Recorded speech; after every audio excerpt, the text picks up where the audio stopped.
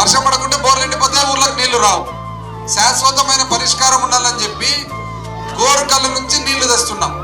గోరుకల్లు అంటే ఇక్కడ పాణ్యం దగ్గర కృష్ణానది నీళ్లు గోరుకల్లు రిజర్వాయర్లు ఆపితే ఆ నీళ్లను బేతంచెర్ల వరకు 50 కిలోమీటర్లు పంపింగ్ చేసి అక్కడ 8 ఎకరాలలో ఫిల్టర్ ప్లాంట్లలో శుద్ధి చేసి అక్కడ నుంచి మళ్ళా నలుమూలల డోన్ నియోజకవర్గానికి ఇక్కడ గోసాన్పల్లె, చింతలపేట, కొచ్చెరువు ఇట్లా పోతూ పోతూ పోతూ ఈ పక్క గార్ల తిన్న వరకు పోతూ పోతూ పోతూ ఆ పక్క ప్యాపిలి మండలం రాయల చెరువు దగ్గర ఉండే డీరంగాపురం వరకు, యాడికి దగ్గర ఉండే బూరుగుల దాటి వంగమిట్టపల్లె వరకు, ఇటువైపు కొత్త బుర్జు వరకు ప్రతి ఒక్క గ్రామానికి కాదు ప్రతి ఒక్క ఇంటికి 2 నెలలకంతా మంచి నీళ్లు రాబోతా ఉన్నాయని చెప్పి